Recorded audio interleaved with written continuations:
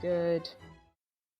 Thanks for waiting. A little bit of technical difficulty today. It's only me on the call because usually I have a trusty co-host that joins me and to help me out, and we do these things together with some of my team members. Today it's only me. Everybody been busy doing different things and taking care of different projects.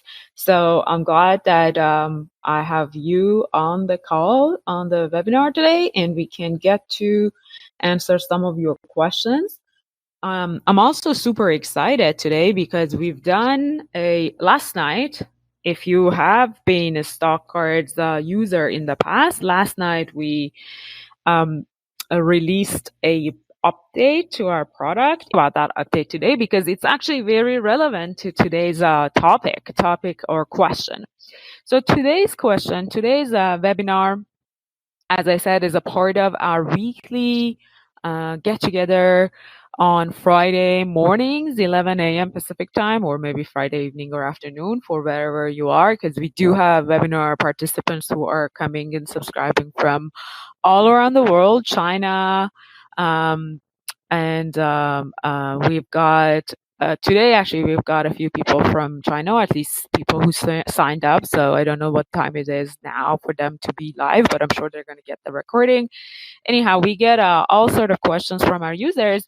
And today's question that was submitted, it's about, there's different versions of this question that were submitted, but I can summarize all of them in this one question. What are the basic tools to use for stock market research? In this one question, what are the basic tools to use for stock market research? And this is a really good question because we like it when we see our community, whether if you are an existing StockArt user or you're just new to the StockArt community, or maybe you've joined our Facebook group or you've seen us on our YouTube channel or blog or wherever you came across StockArt's content and StockArt's team. It means that you are being an intelligent investor and you're looking for tools that help you make better investment decisions. Particularly 3 of our subscribers or signups for today, Usha and Chang G and Ara G. Thank you very much for your question. And I believe this question, what are the basic tools to use for stock market research in order of priority, as well as how would you use the StockArt to do the research, is summary of the questions that you submitted. So, all right. As I said, it's just me today. I'm Hoda, co-founder and CEO of StockArt. I've been a lifetime investor. I've learned to invest in the stock market from my dad when I was a teenager, and it's a great story for another day. But I took over my dad when he decided that he doesn't want to manage this portfolio anymore. So that was my life for a long time. And then I basically started a StockArt to help my friends and family to manage their own investments, and gradually it become a great big community of now close to 10,000 investors across all different communities and mail lists and Facebook groups and all sort of different properties that we manage. We've got close to 10,000 stock market investors that are joining and hopefully using a StockArt. I'm also a blogger. I'm a podcast host. I run this webinar, as you know, every week. And I am a blogger. I'm a podcast host. I run this webinar, as you know, every week. And I am the portfolio manager behind our flagship portfolio called Roll with Our CEO portfolio. And if you haven't checked it out, let me just bring it up right now. So on StockArt, if you're just interested, if you go to stockart.io/portfolio store, we've got several portfolios there. Each of them are managed by different portfolio publishers. And I am the portfolio publisher behind our flagship portfolio, Roll with Our CEO portfolio. And as you see, there's all sort of other portfolios here on the portfolio store that are managed by different people. I manage this one plus a few other ones in this portfolio store. Anyways, back to today's topic. Enough with, I guess, introductions. Let's get to it. So the question is very that was submitted in terms of what kind of tools we would need to make good investment decisions or do good investment research is very relevant to what I call the rise of do-it-yourself investment decisions.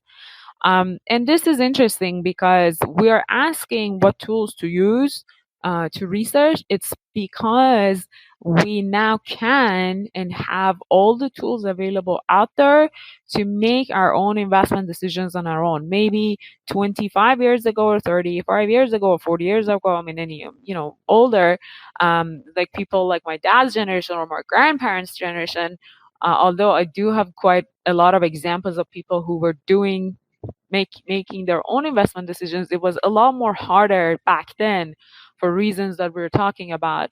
But we are all lucky in this day and age because we have access to tons of free information everywhere. We also have ourselves and things like that. And there's this cultural lack of trust that is emerging too, with that we don't trust the bankers and broker firms just the same as what maybe a generation ago had the trust. So put this all together, the possibility of having access to free information, having low cost or no cost option to execute our orders or our trades or investments, and not necessarily blindly trusting bankers and brokers. It's creating this movement of rise of do-it-yourself investors and investment decisions, and I'm very glad to see you here. So congratulations if you're here, you're part of this movement. But back to the question that was submitted today, there's two big concerns when it comes to do-it-yourself decision making, do-it-yourself investment decision making. We have to battle two big enemies. One is, we have to battle two big enemies. One is, yes, there's so much information available that are free, which is great, but there's also too much of information. We all know, if you've made investment decision in the past, or even if you try to figure out how to invest in the stock market, there's just this overload of information out there, and it's very difficult to cut through the noise and get into information that makes sense. Hence, I think the reason some of you submitted today's question in terms of what are the tools that are available out there in order of priority that we can use and we should use in order to make good investment decision.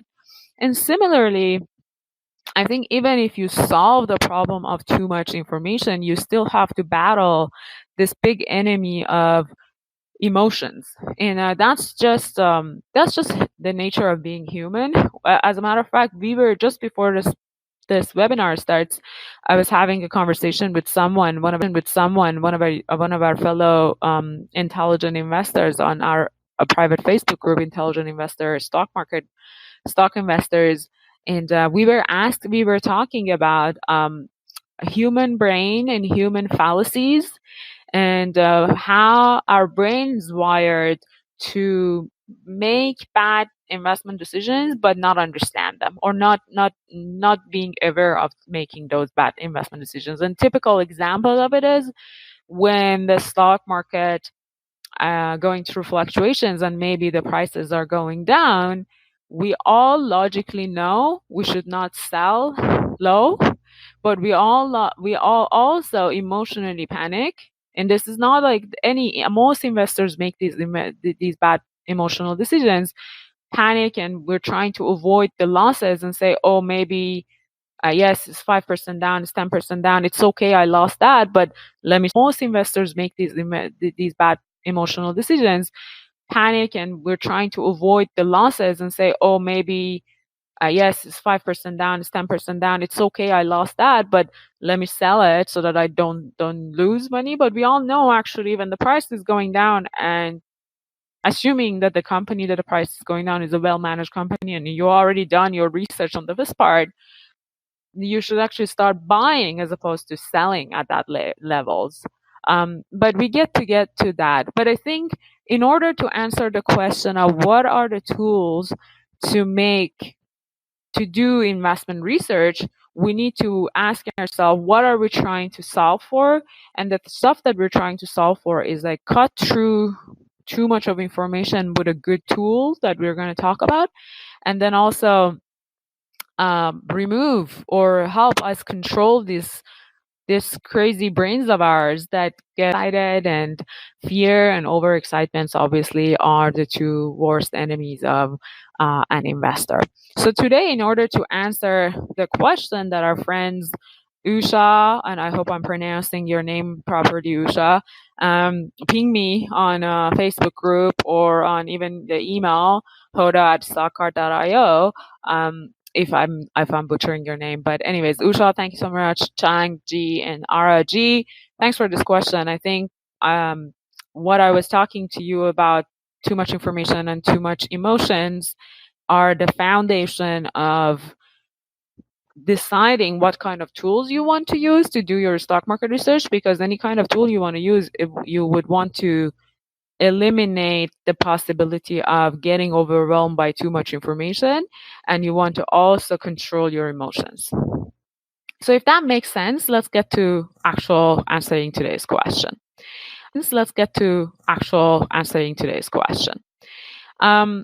Before I go there, if you have any question, this is, as I said, is an informal get together and gathering for our fellow stock market investors. So I don't want this to be a one-sided, just me talking all the time. And I would really encourage you to jump in. You could unmute yourself and jump in and pitch in a question.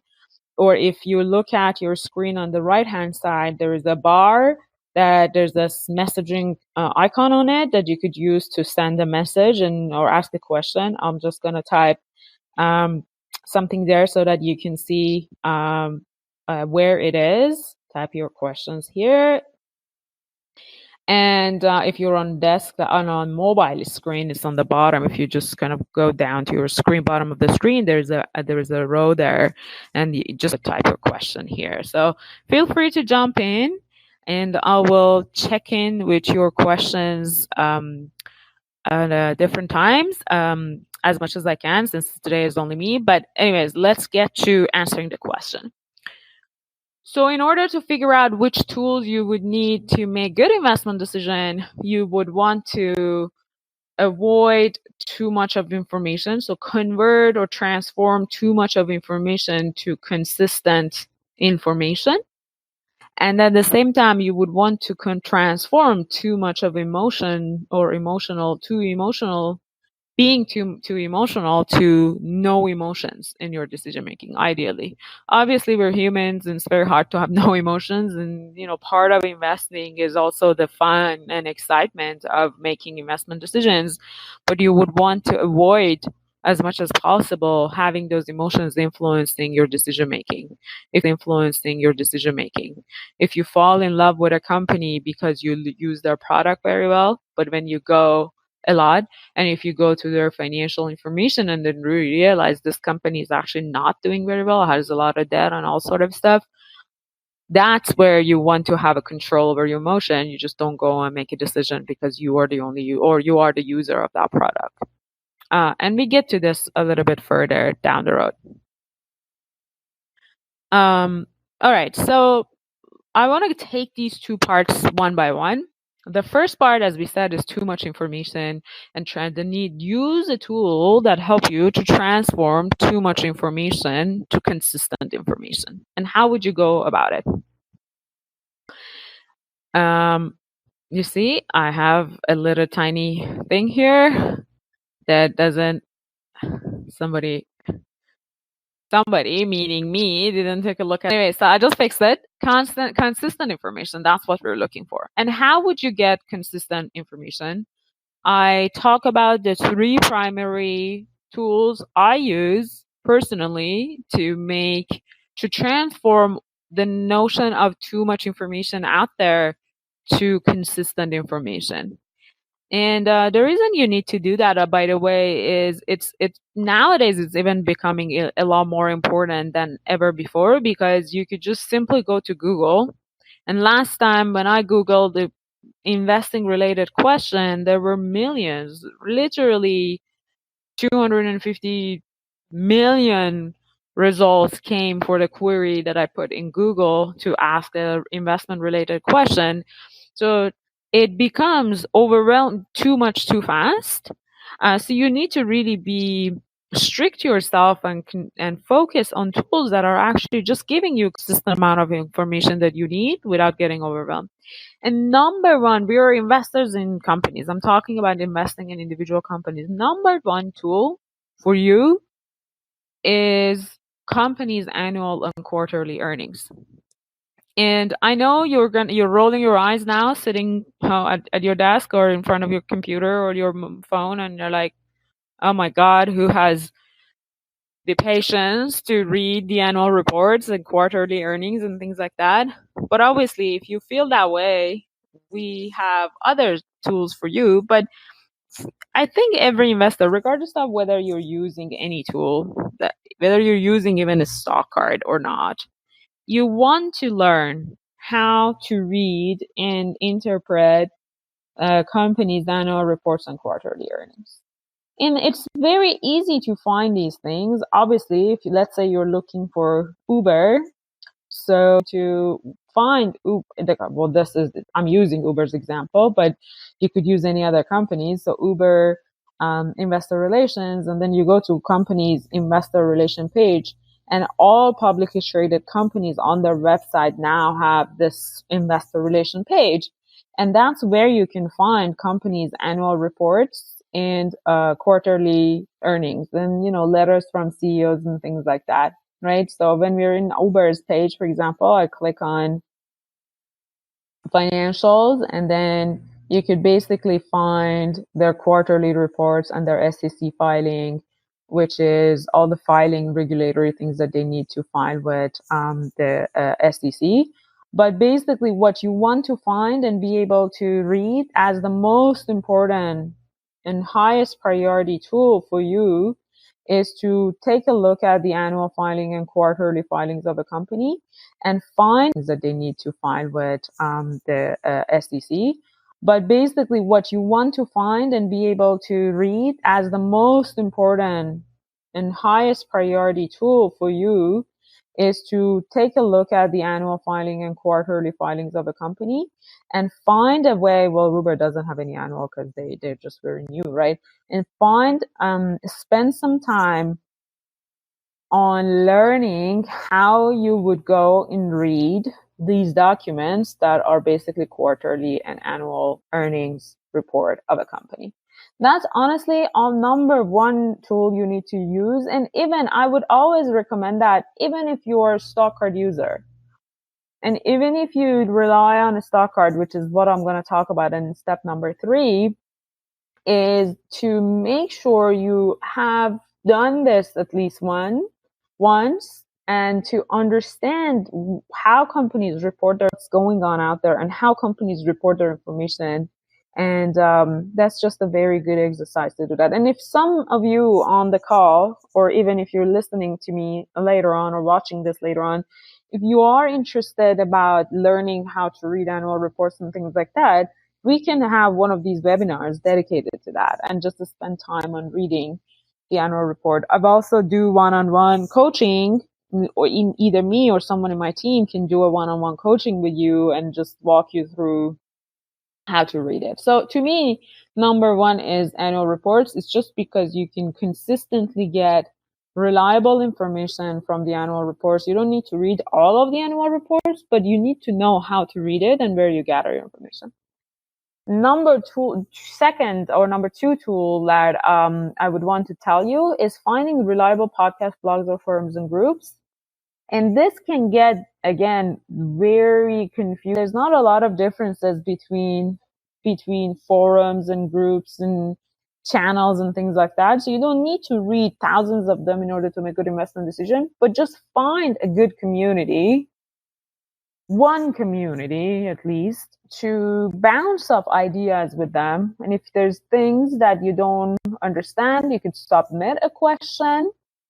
You could ask the idea from some other people. And that's just the beauty of the day and age we live. We can be part of communities. Again, I put this caution emoji, I guess, here. You got to take this with a grain of salt. So when I say bloggers and podcasts and forums and groups, I honestly don't mean just for every decision you want to make, go and post in 10 different Facebook groups and then read 10 different Reddit forums or Reddit threads, and keep reading Seeking Alpha and keep reading, because that could, just for a good investment decision, you may spend hours and hours just kind of going around the loop and never really get to a decision and just get distracted. But it's very helpful for you, once you know how to read financial information, to be able to bounce off ideas with fellow like-minded investors.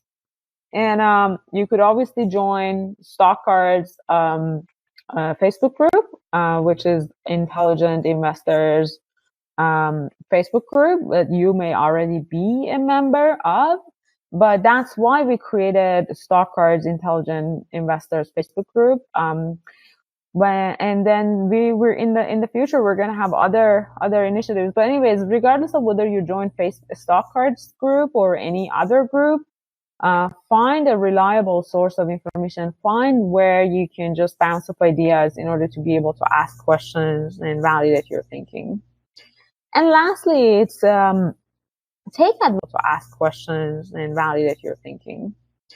And lastly, it's take advantage of this beautiful day and age we're using, because we have there is at your fingertips, there is a whole array of data gathering and visualization tools out there. And obviously, again, this can get very overwhelming and confusing very fast. But I would say it doesn't matter which tool you're using or which visualization tool you're using. Just use the one that works for you and has the information visualized the way that works for you, and stay consistent.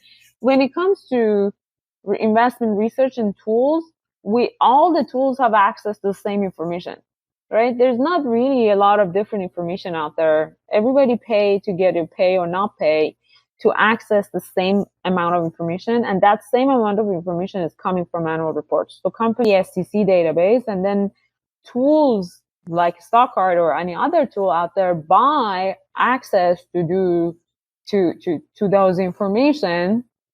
And then the only difference between all these tools is the way they visualize this information to you. So you need to find one tool that works for you and stick with it, because what matters is that the consistency of information. So if you kind of jump between this tool, today you're using Yahoo Finance and tomorrow you're using Excel file that your friend sends you, and then the other day you're just relying on the comments that is happening on Facebook group, that's where the problem is going to happen. First of all, it's going to overwhelm you.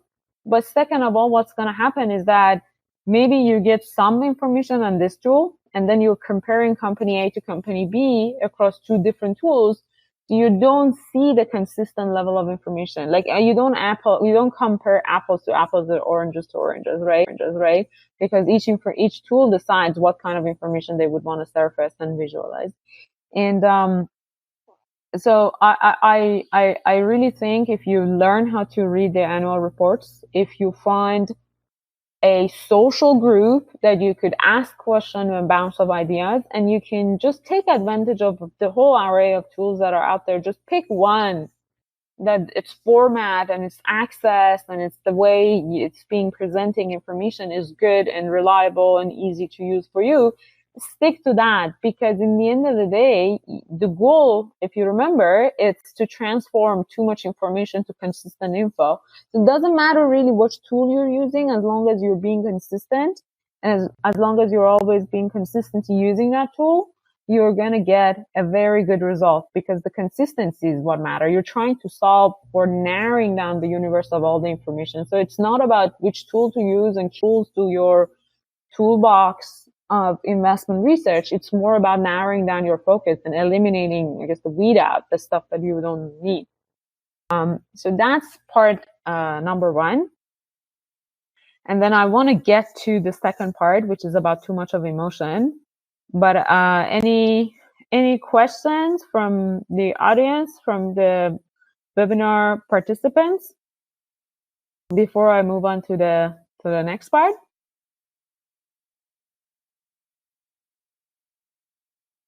Okay, so I think we're all coming along, and don't feel shy. Please do ask a question. This is This is your chance. We do these things to have a conversation with you and understand, and hopefully use this as an opportunity for all of you to get your questions answered. So again, if you don't know how to submit a question, feel free to use, if you're on the chat icon, and if you are in the desktop, on the right hand side of your screen, there is a box that, and if you don't know, maybe I can show it to you actually. So if you don't know, it's basically here, right? This chat icon right over here, you could click on it and you could submit your question right here, right here. And we'll be able to start the conversation together that way. All right. So let me go back to the conversation.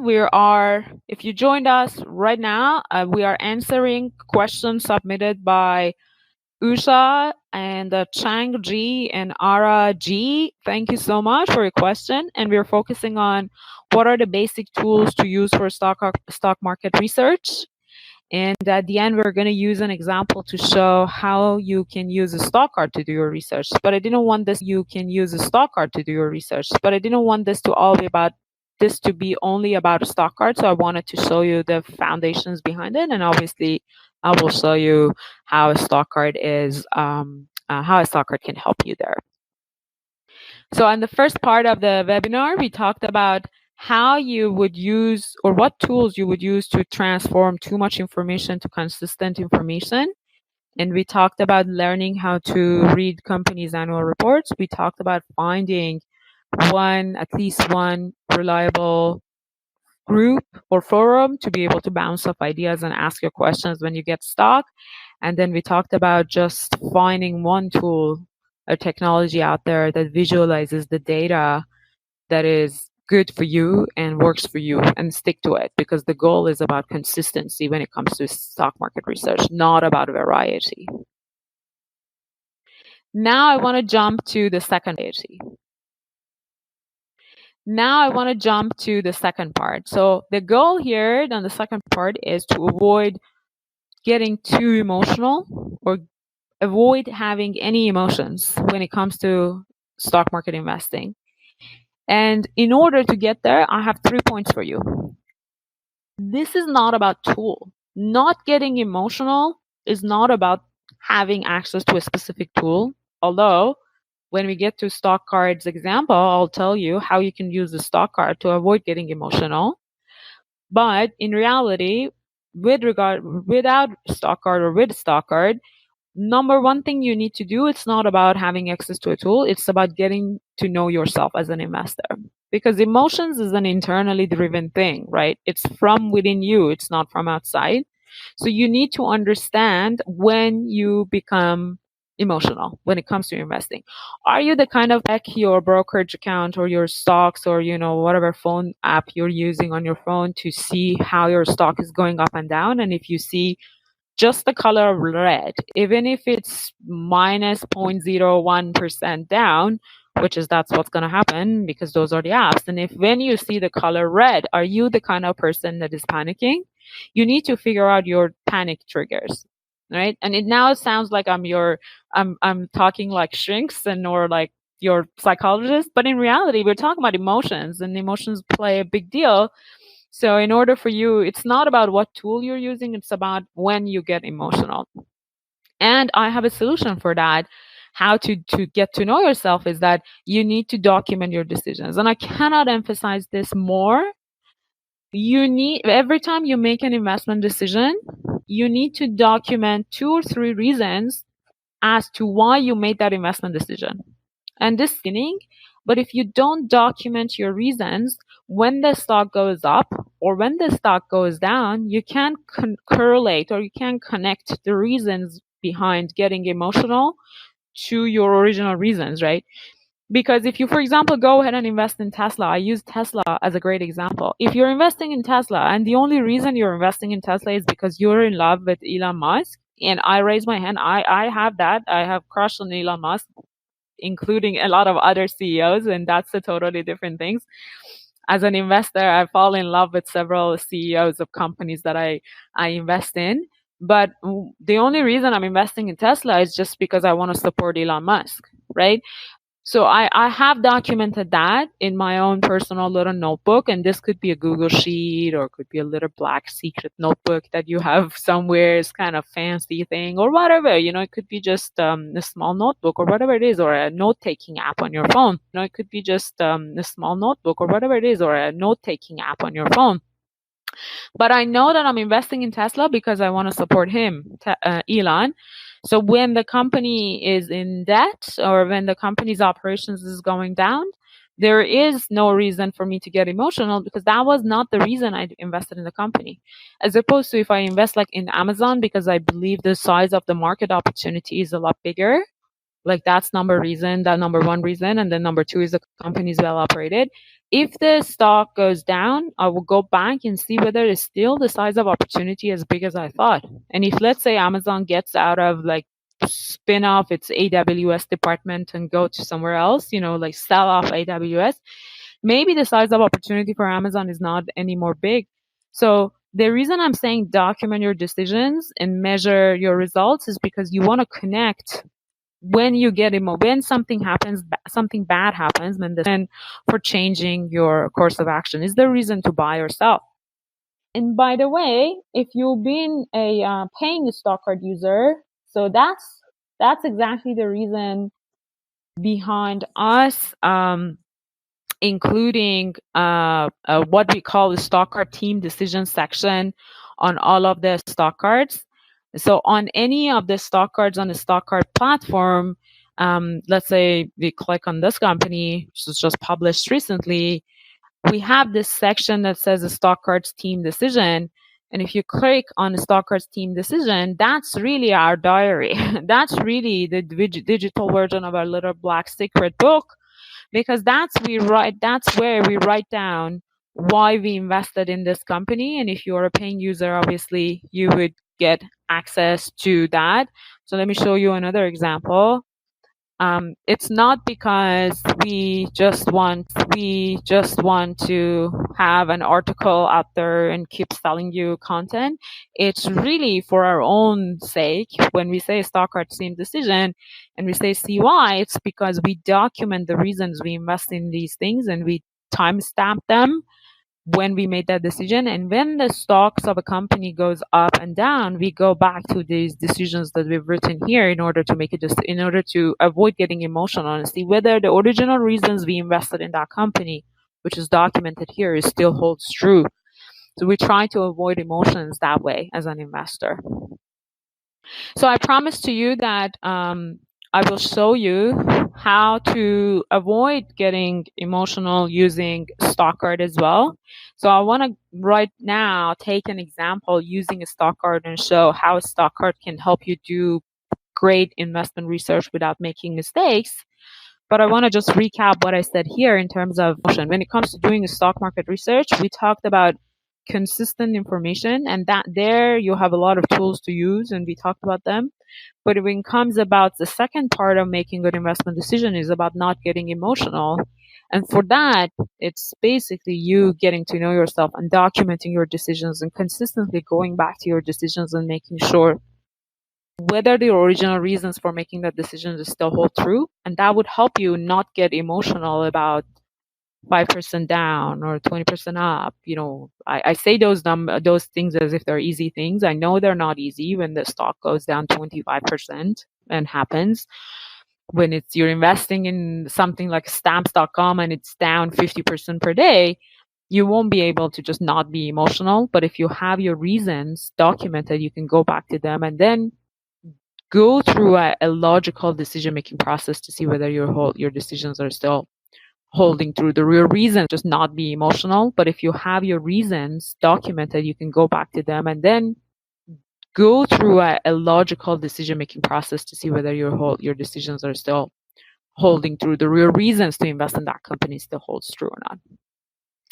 And then obviously we talked about data gathering and visualization tools in the previous step, and that's where I want to show you how you can use a StockArt and a StockArt's new update that we released last night that I am very excited about to somehow solve this issue of getting too much emotional about an investment decision. And I'm going to get to that in a second. But before that, let me just take a question and see if you guys have submitted any question, any even it doesn't have to be a question, it can be any thoughts or ideas you have as you listen me talking about all these things. Feel free to basically jump in and submit or share your thoughts and your ideas. You can also unmute yourself and just jump in and have a conversation. And while you do that, I'll get ready for this part.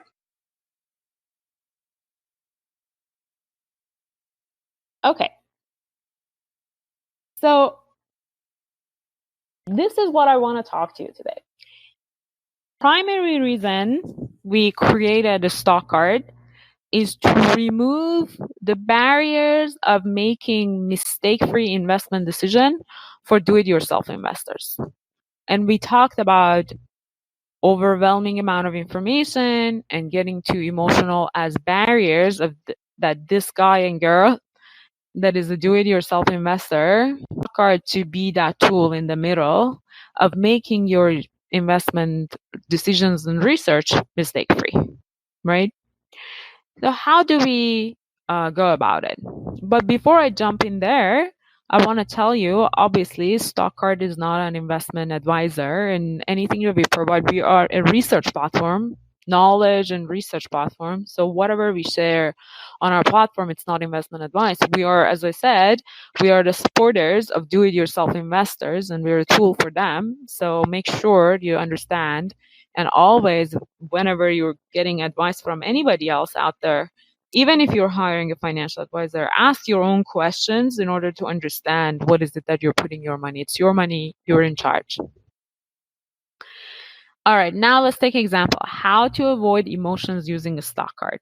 So we, as I said, released a new update to StockArt's platform yesterday.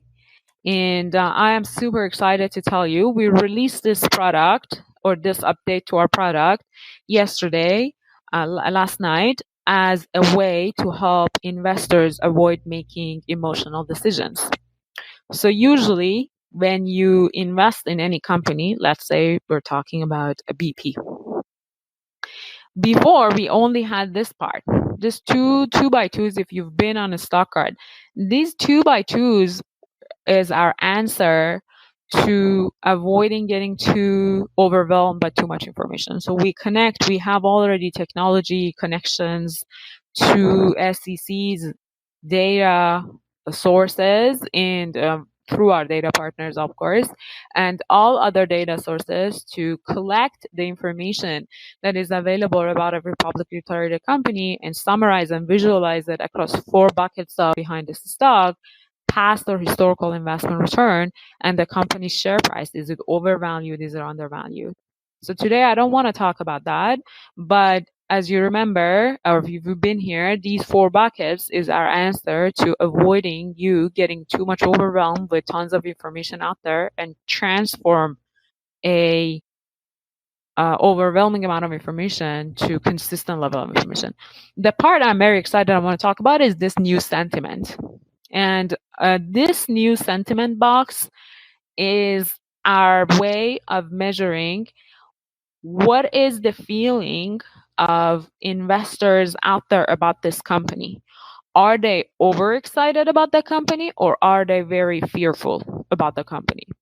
Because the days that the market is overexcited or the days that market is fearful about a stock is exactly the days that you're probably going to make it bad investment decision if you don't know how to control your decisions or your emotions. And I, as an investor, do the same thing. If I come in and I see this stock price here on this chart is red and it's down 20%, I'm probably going to start feeling, oh, should I sell? What's going on, right? So number one thing we wanted to do for you is by showing you almost like what's the weather like in the stock market today about this stock. are the investors too excited or are the investors too fearful about this company, and whether today is a good day for you to make an investment decision. It's almost like helping you to give you a little bit of nudge of understanding what's happening in the stock market from a sentiment point of view, right? So when it comes to BP, it is saying investors are neither too excited nor fearful about the company, and the stock is neither overbought nor fearful about the company, and the stock is neither overbought nor oversold. This is a calm day, perfect for making a logical, informed decision. And I love that, because if I want to make an investment decision about BP, I would want to invest in days that the sentiment is kind of in the middle, like hovering in the middle. I don't want to buy in when everybody's too excited and they're just buying up, because I'm probably going to buy a high price or pay a high price. And I don't want to like panic and sell when everybody's selling, and everybody's panicking. It's in this red bucket. I want to make investment decisions that are emotion free. So I want to do it when the days that the sentiment is in the middle and market is calm. And now I want to take an example. So if you want to know where the sentiment is coming from, you can click on why, and it takes you this sentiment box. And if you click on the sentiment box, it's stock market investors are fearful about a company, or whether they're overexcited about a company. Because to avoid making emotional investment decisions, you want to take days that are calm, their sentiment is in this yellow middle, and avoid buying stocks on the days that are everything is just overexcited and everybody are buying, or avoid the days that people are so fearful and they're kind of selling, right? In order to, if you have the stock, avoid selling your stock on that day. So we've introduced this sentiment to give you almost what's the weather like, what's the level of excitement or fear about a company. And everything we've done in the past, we're always focused on fundamental analysis. In the past, we were always looking at the foundational information available for every company. But this time around, but this update, we're introducing technical analysis to StockArt to help you. We're always looking at the foundational information available for every company. But this time around, but this update, we're introducing technical analysis to StockArt to help you make better investment decision, and not necessarily to trade, because we're not traders here. By all means, if you want to use a StockArt for trading, that's your decision, and you can do that. And some of our users do that. But for us, we use the technical analysis to figure out the sentiment of the market, the momentum behind a stock, and be able to make mistake-free, emotion-free investment decisions.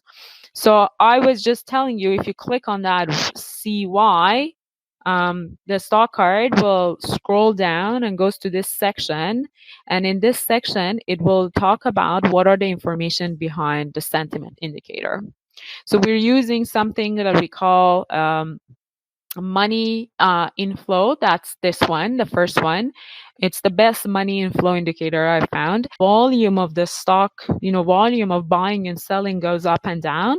It tells you what is the net volume today, right? And it compares it to the past 20 days. So it look at the average of past 20-day volume and basically say whether the net volume today is negative or positive, whether at the end, all the people who bought and sold the stock, where they ended up, was the company, were the most of them selling, or were most of them buying? And we already have the thresholds in here. So if it's if it's zero, it's an indicator that the most people are actually selling, right? There's some negative outflow out of the stock. And if it's positive, it's basically overexcitement, overbuying of the stock.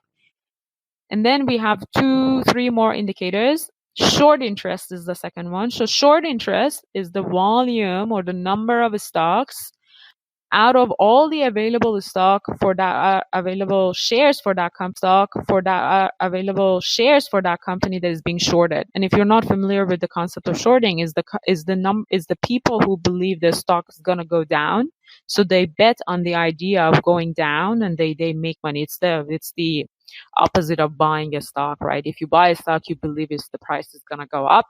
So short sellers are the ones that are basically shorting a stock because they're believing that the stock price is going to go down.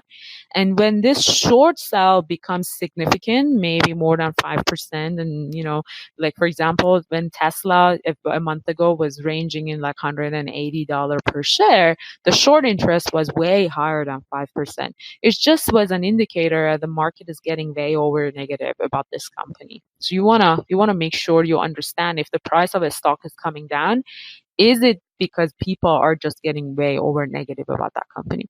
So that's the short interest, number of stocks out of total outstanding share out there. Simple moving average. So we're using 50-day simple moving average over 200-day simple moving average. And if these things are sounding very technical for you, don't worry about it, because you can obviously come here, click on this question marks, and we've simplified the descriptions of these things for you in a way that is easy to understand. All of them have a little bit of descriptions for each of them so you can understand what it is. And you can also always ping us on this little chat box we have in here, and someone from the team going to answer your questions. A lot of times it's me who is answering your question and someone on my team. But all I wanted to tell you is that their information is available. So back to simple moving average, we basically use these technical indicators of figuring out whether the simple moving average as a technical indicator is an indicator of overbuying and overselling. And then the last one is the very famous or very well known of overbuying and overselling. And then the last one is the very famous or very well known in technical indicator again out there. It's called relative strength index, RSI, and we use a 14-day RSI. And this RSI, again, if it's between 30 or 70, it means it's a calm day. If it's more than 70, it means it's a very overexcited day. And if it's less than 30, it means it's a bad day. So for this stock BP, for example, today you see relative RSI, relative strength index, is in the middle. Simple moving average is in the middle. We do have some short interest. We don't have a lot of short interest. So people are actually generally overexcited about the stock because there's not a significant number of stocks that are being shorted. And then in terms of the money inflow, it's a little bit negative. But if you put not every single of indicators is important, but it's the average of all four that would give you a good sense of the weather in the stock market today for BP, is that it's a calm day overall. We have some negative and some positive, but overall, it's a good day. It's a common day. So it's a good day that you can make mistake-free, emotion-free investment decision about BP. So I hope you really like it. I hope you're as excited as I am about this. So I hope you really like it. I hope you're as excited as I am about this new feature that we've released for our users. And that's pretty much today's webinar, unless I can answer any question for any of you here on the call. And you can always obviously submit more questions by signing up for future free complimentary get together on Friday mornings. And if you haven't created a free StockArt account, please do so. When you sign up, you're going to get a 14-day free trial to our StockArt Prime plan. But even if you don't upgrade to stay as a Prime plan and you don't become a paying user, you can have a forever free account and continue to use the StockArt for doing your investment research. And we sure hope you join us and create a free account, continue to use the StockArt free research. There is a forever free account. If you're not a intelligent stock market investor Facebook group member, please do. We have a lot of fun there, and we do spend a lot of time on keeping the quality of the group up. So do join. That can be your community to ask your questions and validate your thinking. So we'd love to see you there. We do podcasts, Renegade Investor Podcast. We have a YouTube channel that we publish content about how to get started. We have a series there that help you get started if you're a new investor. And we have a blog.stockart.io, and we write all sort of good content there. So thank you again for joining us. Make sure to sign up for the next week. It's every week at 11 a.m. Me and someone in my team or some other guest join us, and we have this series of conversations about mastering the basics of stock market investing. And if you go to our blog on StockArt's blog, blog.stockart.io, and you click on webinars, and then you have a calendar, and you can choose the days of the webinar that you would want to join. Again, it's every month, so you can join us and sign up for those webinars and reserve your seat. I really hope to see you there. If you have any questions, my email is hoda@stockart.io, and thank you very much for joining, and sorry for that technical difficulty at the end of the webinar. Thanks, guys. Happy weekend. Bye, everybody.